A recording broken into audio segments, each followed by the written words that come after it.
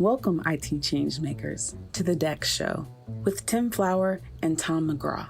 Let's get into it. And we're live. Oh my goodness! Listen to that. Hello, everybody. Welcome to Experience 2024. Welcome to Experience London 24, and welcome to the DEX Show Live. I'm Tom McGraw. I'm here with Tim Flower once again. Good to see you, always Tim. Always good to be in person.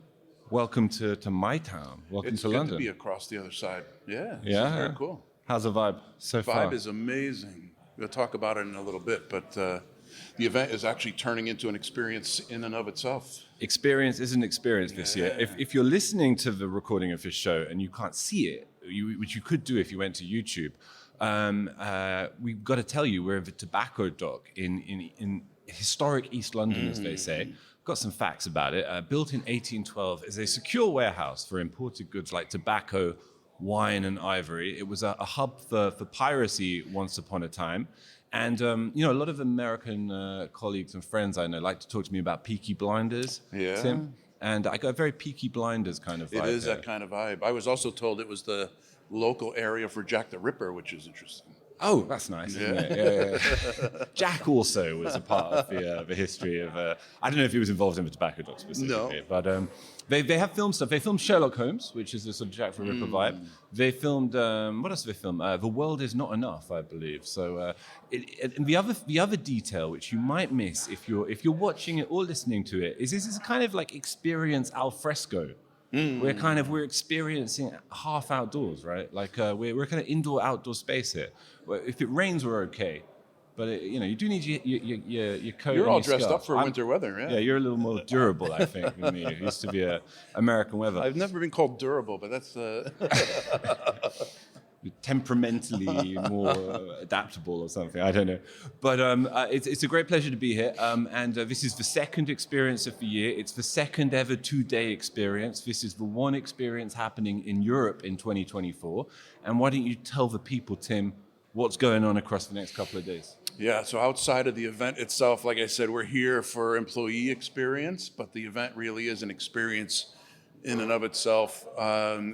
People are coming for certifications, for training, ask the experts, ask the pros, ask the product team. That's so you've got incredible access to people, as well as a networking with other customers, and then great sessions, great keynotes from not only us, but customers telling their journey, their story of how they're moving along, and great evening events too. So absolutely, some of the world-leading digital workplaces here, as they are every single year, and we can't wait to see them. Open the show at 4 p.m. today, and if you're listening, if you're watching and you missed Experience, by the time you hear it, you'll be able to go to the Experience website, links in the show notes, and you'll be able to watch all the presentations, everything you missed, for free, and enjoy all of that great content. And we have some amazing guests. As we did in Boston, if you heard that show, we have 4 fantastic guests, 5 actually. This is 2 in 1 in one point.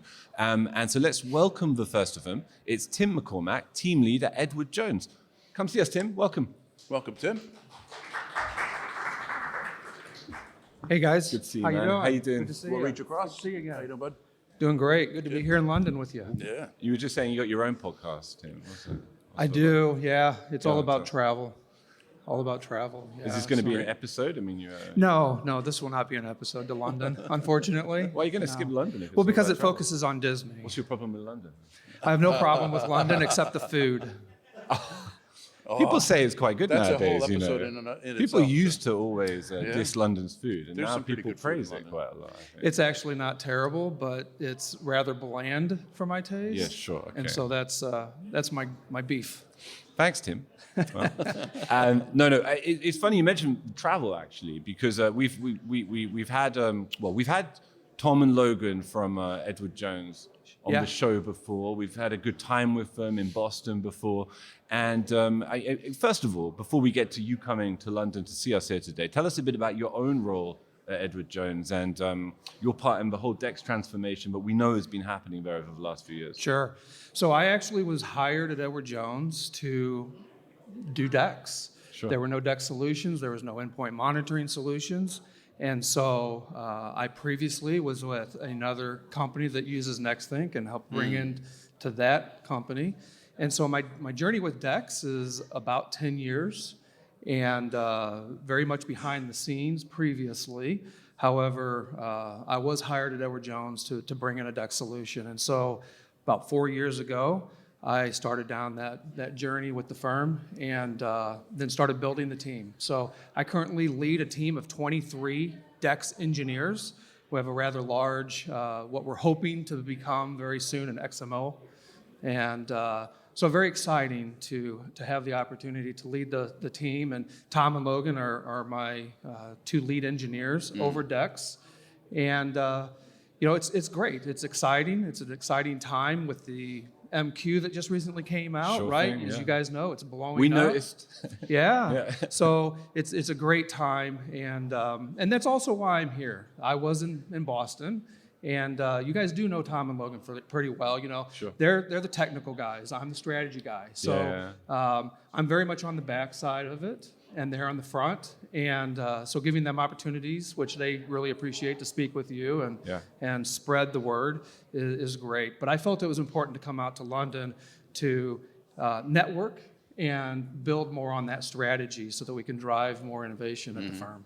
Yeah, Tom and Logan, the episode we did with them was about going from what we called in the show road warriors, Right. Yeah. IT guys on the move from office to office, like you used to have to do, Tim, to becoming like a more like automated backroom thing. Have you seen that evolution across a lot of your team?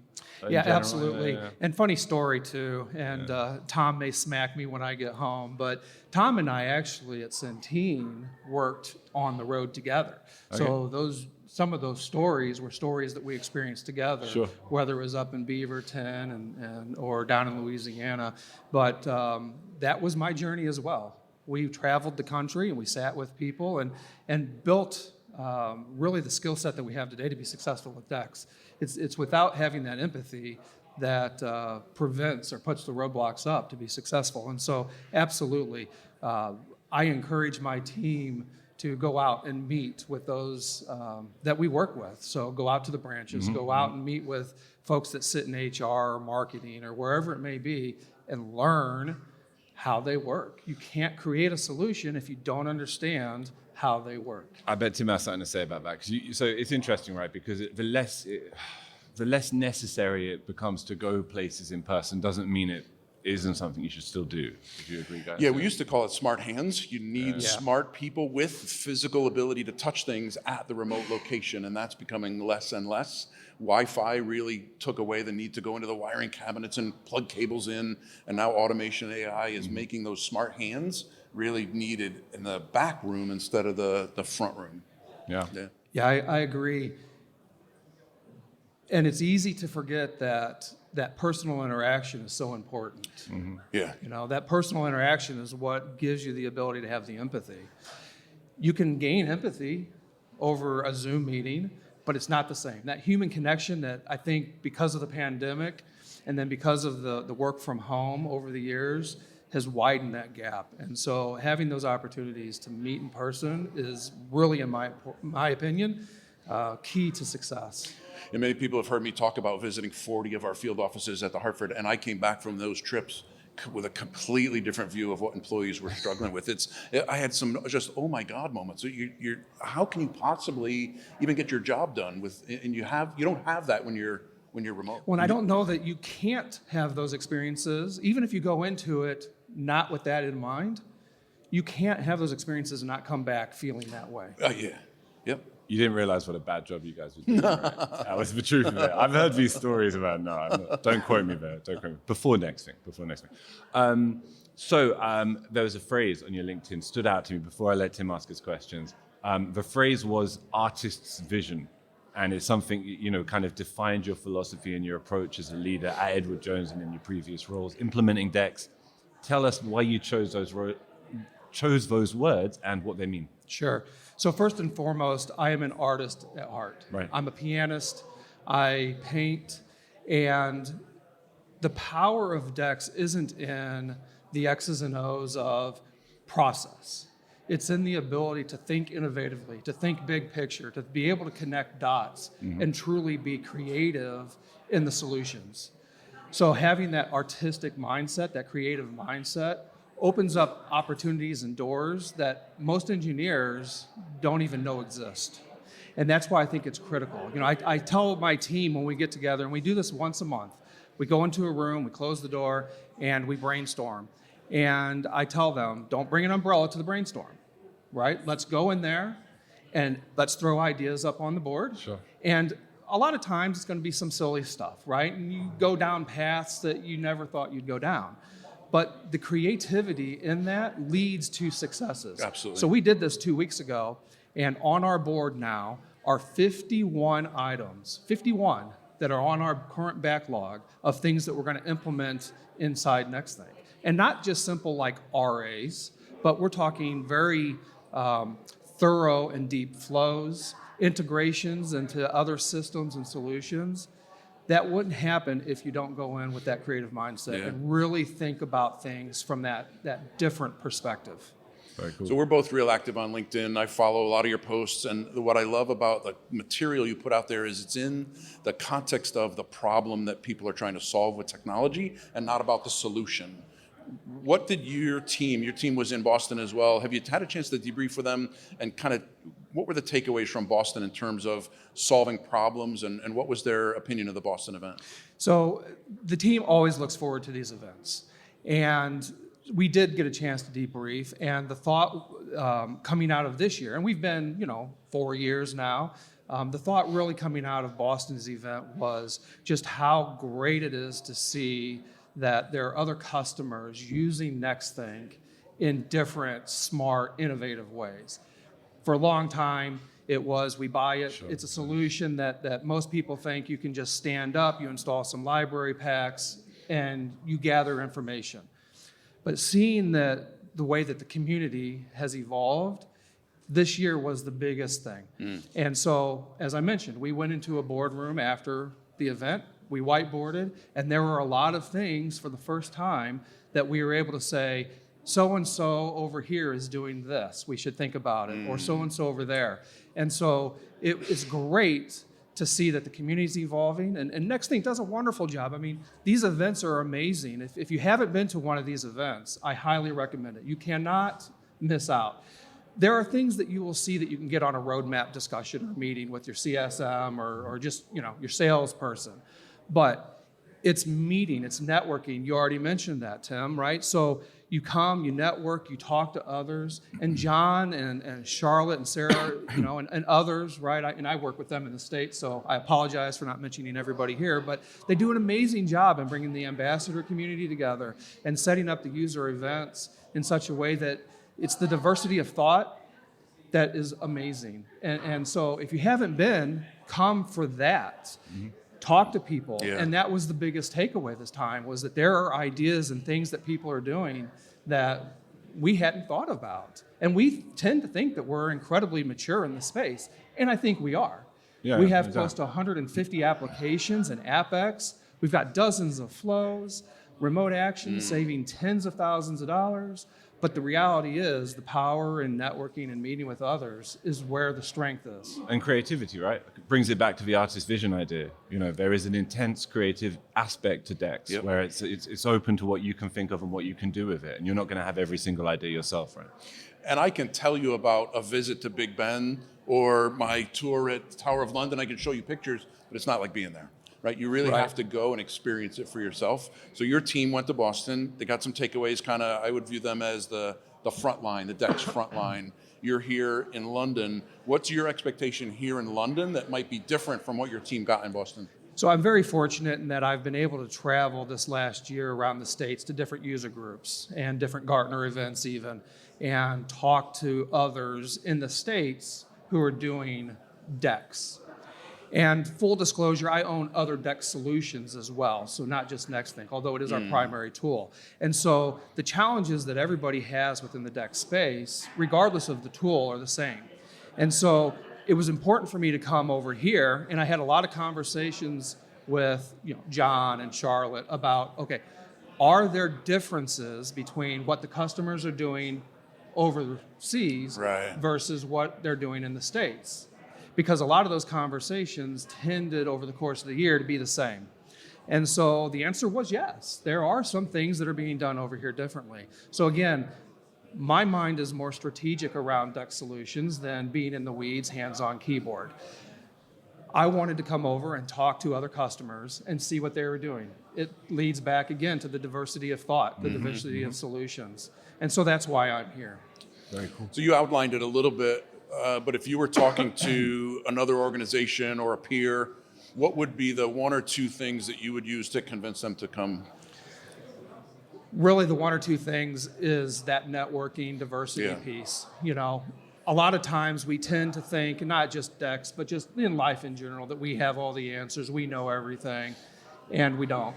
There are other perspectives, there's other ways of doing things, and exploring those other ways are critical. The second piece to that really is along the same lines of the networking.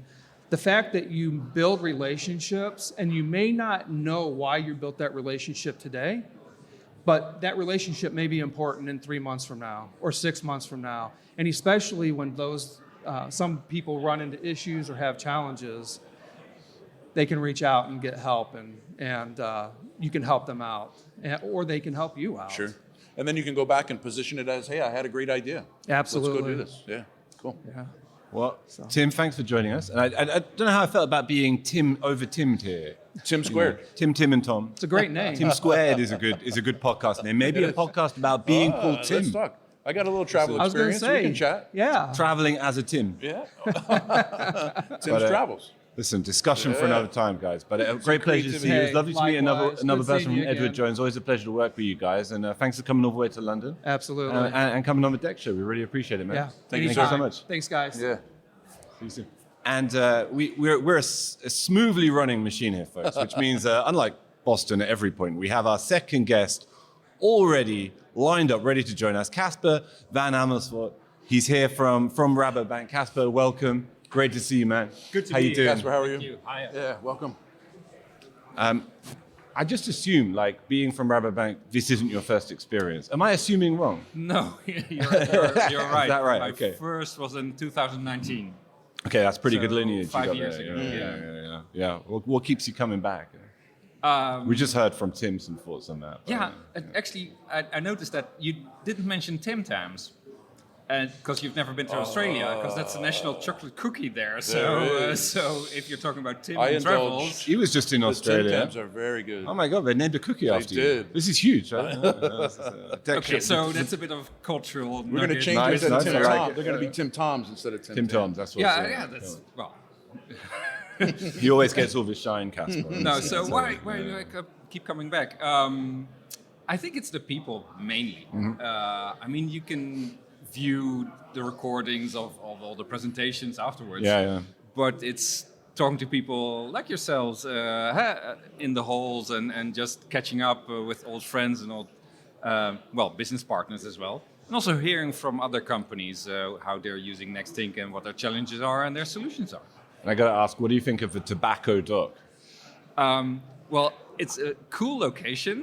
Literally. I can imagine. Yeah, so that was my. It's frigid, but no. In the Frigid room, is strong. Frigid is strong. well, okay. Cool is about that. Freezing. Freezing. But It's no. cool in it's okay in maroons. In maroons is good, but Yeah. I mean, I'm wearing my ambassador jacket also for warmth. Sure. Yeah. So no, the location is great, and it's great that you're always looking for these. Well, I would say inspiring locations as well. Exactly so. Exactly what I know they're going for, and I think they found it here. And speaking of inspiring, Rabobank, real trailblazer in DEX. I've been hearing about the account for as long as I've been a Next thinker. Yeah. Maybe for people who don't know Rabobank, a potted history of that dynamic and of your own role inside it. Okay, yeah. So Rabobank is a global agricultural and farming bank, but we're in 36 countries globally. Almost 45,000 employees, more than 55,000 endpoints. We trialed NextThink like 5 years ago to see if it could help us improve user experience. And by now, it's fully ingrained in a lot of processes. And we're my department, I'm the product owner responsible for NextThink, but also for a lot of data. So I've got multiple squads that I manage. We're integrating it now also with HR and facilities processes. So we're looking at what we call internal user journeys. Interesting. And talking about DEX, we're trying to measure KVIs, key value indicators of those user journeys, but across IT, HR, and facilities, and have that feedback loop, and using Nextink as a tool not only to prevent issues, but also get the feedback from the users on what they think of the improvements and if they're working or not. How far is that implementation along at the moment?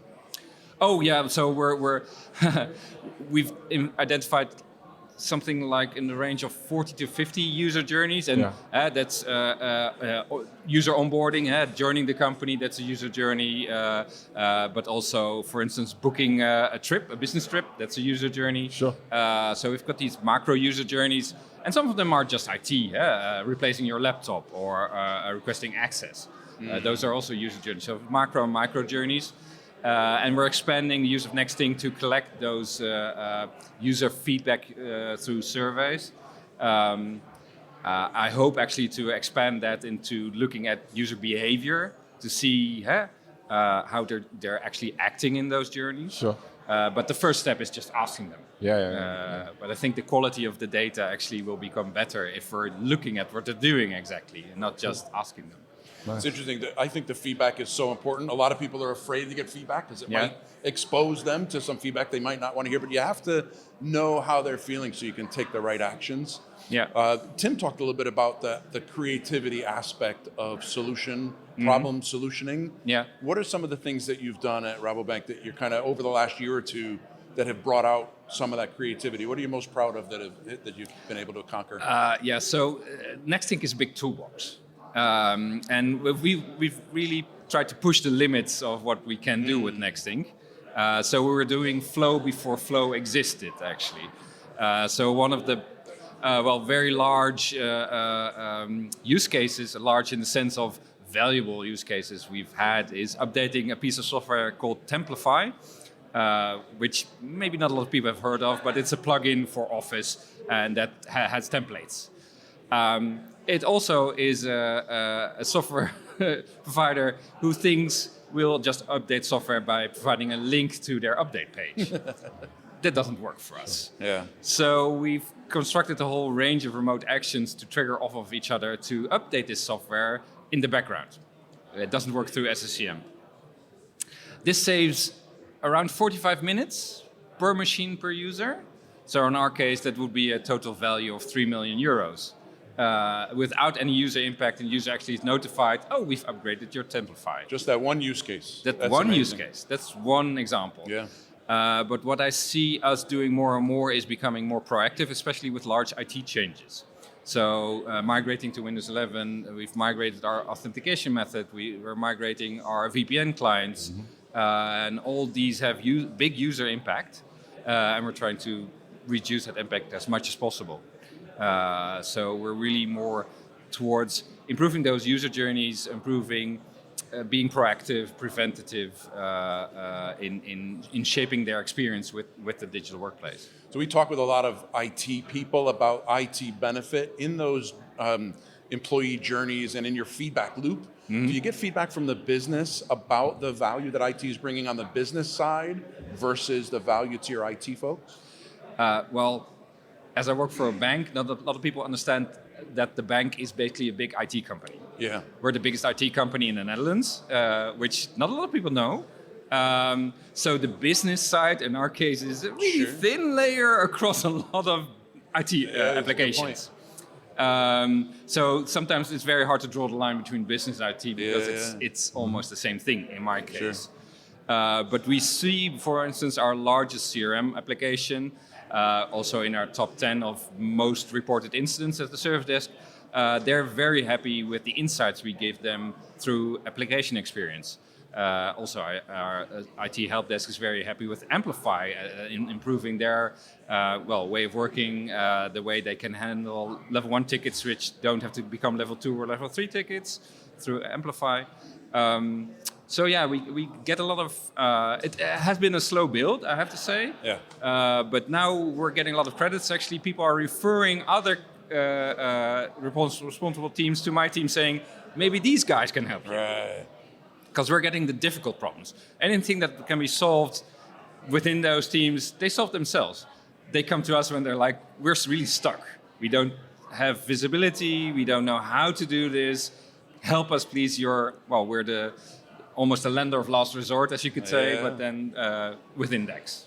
So you touched on a team that, as I've traveled the world, I've been in a few cities this year. One of the overwhelming topics, other than AI, has been the future of the service desk. How does it continue to evolve, even to the point of positioning it as the death of the service desk? We need to kill it and allow it to be reborn. How does the service desk play into your vision, your future strategy at the bank? So we have a one entry strategy. So currently we have a separate IT service desk who's, over the past 5 to 7 years already been reduced quite considerably. One step left, right? So we've taught our users to help themselves through our IT portal, through chatbots, but now we're doing the same thing with the HR service desk and the facility service desk. So in the end, you will have one entry, so one chatbot, one phone number to call, and so one address to go to. And we're using Nextink for all those processes. Obviously, Nextink is much more suited to IT problems. Right. I mean, we can't solve pregnancy leave with Nextink yet, or fix a broken toilet with Nextink yet. So there are HR and facilities. You haven't seen tomorrow's keynote. We'll talk to the product team. We'll get it on the roadmap. Yeah, exactly. So I had to answer your question about the future of the service desk. I think it will still be here, but in a much more focused and efficient way of working. Because there's always stuff. I mean, password resets. There's a lot of security issues there, so you always will have a kind of a service desk to assist users. If they can't log in, can't access any of the devices, they need to be able to reach out. Yeah, we had a great chat with Tim before you about like inspiration, about collaboration, about talking to your peers and getting ideas. When you look across the next year at Rabobank, and you know there are areas you want some inspiration on. Yeah. Are there any in particular that have brought you to Experience this year, or that you have your radar out for at Experience 24? It's always great to see my compatriots from the Netherlands. We have a user group in the Netherlands, but surely you most bump of them into each other quite a lot. We have to plan that. I mean, everybody's very busy. But I always love to hear examples from other big companies. I've had a lot of inspiration in the past from Roche about their value model. How do you stick value on what you do with Nextink? I've seen others examples about self-service intranet sites where I'm taking inspiration from. So I think that's the value of actually coming together in person, is having those conversations and talk to each other. And it's interesting, you're a very kind of eco-friendly, eco-aware bank. You actually, did I hear you chose not to fly? To be kind of more conscious of carbon footprint. So within Europe, we're not allowed to fly. So I came by train, which is perfectly fine, actually, much more luxurious experience than flying, being stuck and squeezed into a seat in an airplane. And it doesn't even, at least from the Netherlands, it doesn't even take that much more time. Sure. It is more expensive, but that's subsidies for the airlines for you. Yep. Yeah. Great. Well, a great pleasure to talk to you, Casper. And hope we see this as an opportunity to meet new potential future guests for the show in 2025. So we'd love it if you came on. Oh, no problem. And I hope you enjoy the rest of the experience. Thanks so much for doing this, man. Thanks, Casper. Thank you. Good luck. See you later. Thanks, Casper. And one of the really nice things about experiences, Tim, is you get to see people you only see at these events. People you get along with, people you enjoy working with. And I can absolutely say that our next guest, Dhan Pandya, from Tokio Marine, somebody I met at Experience last year. I worked with him on the build-up to his keynote a little bit, and it's a pleasure to welcome him to the DEX Show. Dhan, great to see you again, man. How you doing? Tim, how are you? Good to see you. So it's been a year. How have you been? Yeah, been really well. Lovely venue. It's nice, isn't it? Yeah, it's very lovely. And you're timber. the short sleeves as well, so you know. Well, yeah, but I did think maybe it might be a bit know, drafty, so that's why I've got the gilet on. Okay. You know, representing the company as well. Have you heard there are long sleeve shirts and things? No. This is a thing. Okay. No, I haven't. I'll hook you up. Thank you. No where would I be without your sartorial elegance? There you go. Other than the venue and the event, all well? How's Tokio Marine? Yeah, Tokio Marine's really good. Moving onwards and upwards. Taking on the insurance world. Nice. little by little. So it's really good.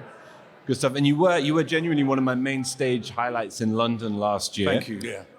Tell us what 2024 has been like in terms of digital experience at Tokyo Marine. Any key milestones or achievements that you'd really single out from that period? Well, yeah, I think we built a lot on the success from 2023, Sure. which is when we really kind of introduced DEX to Tokyo Marine International. So there's a lot more management buy-in, there's a lot more support for what we're doing, there's a lot more understanding. I think what we've done this year is we're really focused on getting continual feedback from our employees. Last year we were very much big bang, kind of like staff surveys and things like that. This year we've moved to much better methodology of gathering that, which is by pulsing. So there's been a lot more support for that, a lot more understanding. We've also had, outside of technology, we've had a lot more user interactions. Yeah. Employees are finding that, when they're feeding back in the forums, we are taking action, building up on that trust that I talked about at the keynote last year, and they're talking to us more, which is a really, really good thing. So there's a lot of talk, not just about the service desk, but that this is kind of the point in the DEX journey of the tipping point, right? People are starting to become more aware of it. Magic Quadrant's out, the Forrester Wave, new technologies, AI being inserted into just about everything. Are you seeing kind of more attention, more awareness paid to DEX as a technology discipline, or the frontline people really catching on? Well, I think, look, Tim, I think DEX has been around for a long time, but it's been known under other labels and in different guises. I think with the structure and framework that you have with DEX, it gives an opportunity for people to understand it more. So technologists are definitely committed to it because they're seeing non-technologists are committed to it and buying in. Again, non-technologists, senior management, they understanding now that DEX is a differentiator. Yeah. Successful companies do DEX, and DEX does successful companies. That's the way we're seeing it. That's the way I think of it. In terms of frontline and technology staff, if you just look at LinkedIn and search for roles, DEX is there in abundance. Yeah. Which perhaps 18 months ago it wasn't so much. And then I think it's a great opportunity because people can really build and develop careers around DEX. And yeah, we might be at the dipping point now, but I think it's only going to get stronger and more embedded and expand, on its remit to improve. And like I said, I think it really is a key differentiator between successful companies and those that aren't. What's the secret, Dhan, to capitalizing on that momentum that's been building up this year, either as a company or as an industry? I think you've got to keep going. And, I think one of the kind of challenges that I've always had is we've got so many inputs. We always have had. It's a lot easier to digest now with user sentiment, understanding, how we can measure and calculate and improve DEX. But you've got to do something with all of that information. And that's not to do with technology. That's to do with people and organization. And you've got to invest in it. So if you want it to make a difference and we want DEX to kind of continue to grow, you've got to put investment in it and you've got to do what you say. I think, you've got to continue engendering that trust, and then people will buy into it more and more. So it wouldn't be an episode without talking about AI. Right? Yes. AI is still everywhere. Gartner does a really good job at simplifying complicated things. Been to a number of Gartner conferences, and their real push this year was to talk about AI in two different buckets. One is, and it's all a race. We're all feeling like we're going to catch up to AI or implement this thing quickly, but they separated it into two categories. One is the vendor race, the vendor needing to put AI into their product. And the other race was, as an enterprise IT organization, how do I leverage AI internally for the benefit of my company and my teams? Where do you see AI fitting in terms of the team journey, the individual journey, your individual career? Do you see it as a risk or a partner and a benefit to your career? Oh no, I'd definitely say AI as a partner and a benefit. It's really exciting. The things that we could potentially achieve are phenomenal. But I also would temper that and say, as great and as exciting as AI is, especially for technologists and geeks, if you like, it's another tool in the armory. Yeah. And that's a very good way of putting it, that the vendors or everyone in the dog is putting Gen AI modules in, but really how much value is it giving you? There's a lot of scaremongering around people losing their jobs. But the way I see it is that AI can bring you benefits and efficiencies, and it can actually release your technologists to work on higher order things. Exactly. So I definitely see it as something exciting, something that we can build on, and I'm really excited to see where we're going. I mean, some of the things that I've seen in and around the market are perhaps, there could be some sort of AI, if it's not already, in some guys, which will tell you and monitor how a user is working. Right. And could come back and say, hey, this person needs a greater laptop, or, this person needs, a bigger screen, or they're always on this program so many times. So I'm looking forward to seeing some of that really come through. So yes, there's lots of benefits on logging and flogging tickets and AI taking care of that. But I'm also looking at the more advanced, sophisticated benefits that AI can give us. And really, again, make our jobs easier, more fun, and make employees' experience much better. Those were the two subtopics. Was it's not an easy button. AI is not going to come in and solve all your problems. No way. You've got to give it the right attention it needs to make it do what you want it to do. And the other one was don't think it's as cheap as you might think, right? You've got to make sure you're planning your budgets the right way and do the right thing. I think the thing is, look, it's a weird place to be because nobody wants to get left behind, but also nobody wants to get saddled down with something monolithic that they can't support and doesn't actually do what it said on the tin in the first place. So I think a lot of people are a bit cautious and seeing, how other people do. And look, in fits and starts, AI is already there in many ways. Sure. You may not know it, but it is there in some of the products you use today. It's been in ours for 20 years, right? It's why we can add on and evolve AI in the product because it's part of our core. Wow, didn't know that. Yeah, for sure. Dhan, we hope to see you presenting again next year. If you could focus on one goal, one milestone that you could achieve at TM over the next 12 months, that you could then bring to the main stage at Experience London 2025. Difficult question, but can you answer it? What would it be? So look, I always read this memes around the panda and the dragon, right? That it's not about the journey or the destination, it's about the company. Okay. And so far in my DEX journey, I felt I've been having some good company from NextThink, and we've been inspiring each other. Nice, yeah. And what I'd like to say, thinking about that question, is I'd love to be able to present the evolution of DEX next year. Where have we gone on, what benefits potentially from AI, and what are the next steps that we've taken. So my goal would be to sort of come back and say, well, look, here's where we were 2 years ago. This is where we come on in leaps and bounds. These are the things we've learned along the way, and share that journey with the right company. 2 years in, kind of thing. 2 years. And I love people talking about here's what our plan was, here's what reality is, here's what we actually accomplished, to demonstrate that you can actually set that plan out and get some really great stuff done. Very cool.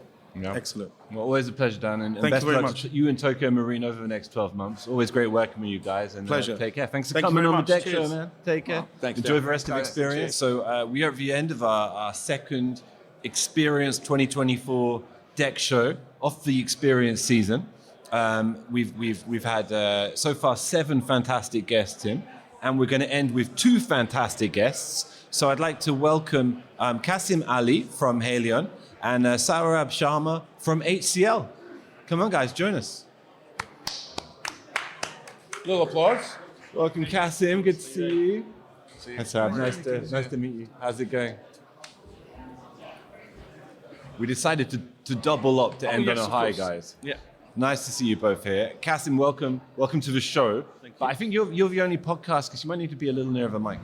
You're the only podcast guest we've had over these 2 experiences who's also going to be appearing on the main stage tomorrow.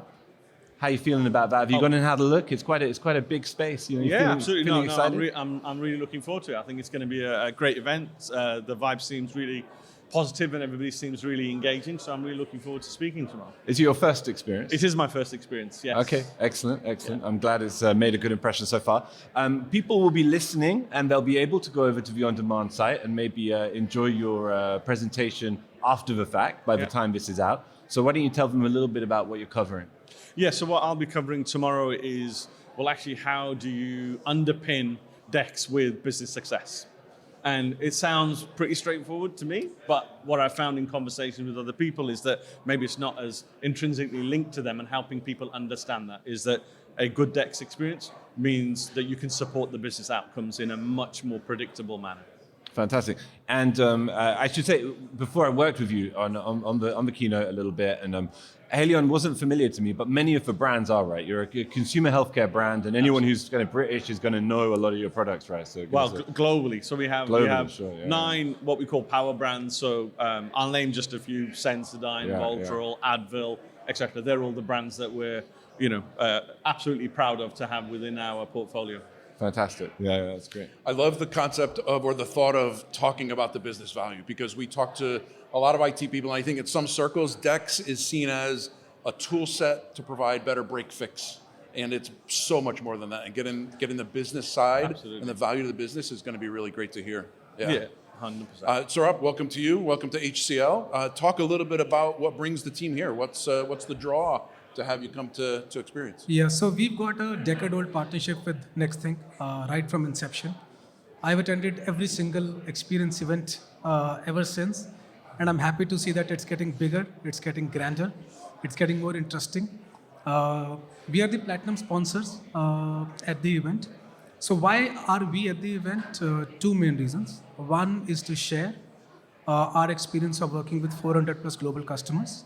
The journeys we've seen those customers take in terms of measuring DEX, tying it to vertical and business outcomes, the hiccups they had on the way, what is the right way to deploy, monitor, measure. In fact, DEX, as you said, it's the vector that defines the direction of partnership we have with our customers now. So we want to share that with customers at the event. The second is to learn. If we combine the power of, say, a co-pilot or agentic AI with analytics and the ability to execute, what that potential looks like, and also on the adoption side, if you marry the domains of DEX with DAP platforms, which is digital adoption platforms, what kind of power you can unleash in digital workspaces and workplaces. So those are the prime reasons we are here, and we're always here. And one of HCL's strengths is, and especially in helping customers like Haleon, is implementation, right? You can't have the great business outcomes if you don't have a really solid implementation that includes a plan. Talk a little bit about how you support your clients with the right implementation. Sure. So you're right that implementation is extremely crucial. But I think what we really believe is right from value definition to value execution, which entails the entire value chain of consulting, which is defining for the customers what experience really means for you. Right. It can mean anything. DEX can mean anything to any organization, right? What are the parameters critical for you? What are the applications critical for you? What are the business units important for you? So marrying that vertical nuance into the DEX platform, capturing that is very important. And then, of course, doing proof of values, POCs, doing the implementation, and also integrating, which is the extensibility. How do you integrate a DEX platform with, say, a Microsoft Copilot to execute certain things? With a bot, it could be any bot that you deploy, right? So the entire journey is very important for us, right from consulting to implementation to adoption. And that's what we are working on supporting all our customers with like Haleon. That's great. So as you talk to other clients, other customers, whether it's an IT leader or a business leader, what kind of information, how do you convince folks to actually come to the event? We tell them that if you want to know about what is the future of workplace, future of DEX, it is probably the most important and the biggest event which is there. There's opportunities to learn from your peers in the same vertical, which could be pharma, auto, how they are evaluating their journey or taking their journey. Ability to talk to partners like HCL Tech, and ability to network with your peers in the organization. So that's how we communicate to our customers that you should attend the event. Great. Fantastic. Qasim, this is your first experience, as you say, and you're obviously presenting on some of your achievements so far at Haleon and your strategy overall. But thinking about the future and the opportunity that you have in talking to peers at an event like this and hearing from other organizations, is there any particular area you'd really like to get a good download on from peers who are doing things in whether it's AI or anything else that you've really got your radar out for this year or while you're here? Yeah, I think the area that I'm most interested in hearing what people are doing is not in the technical space. I think, implementation, etc., through partners like HCL, etc. I think that's all well understood in terms of the challenges, etc., that organizations have there. The area that I'm most interested in speaking to people is about adoption. How are you using, DEX to really drive adoption of digital capability? And how are you able to articulate that benefit to the organization?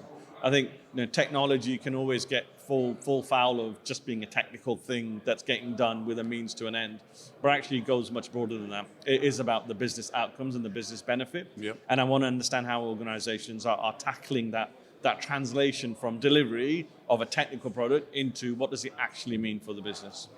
I love it. I mean, just make sure you're there from 10 a.m. in the main stage tomorrow. You're going to hear a lot about that. Guys, stay right where you are if you would. Thanks so much, both of you, for coming on. It's lovely to talk to you both. And best of luck tomorrow with the presentation. And a reminder to the audience, they can probably find Qasim's presentation by the time they hear this by following the link in the show note to the on-demand DEX Show Experience London on-demand site. Just remains for me to say thank you, gentlemen. Thank you for everybody, all of our guests across London, across Boston.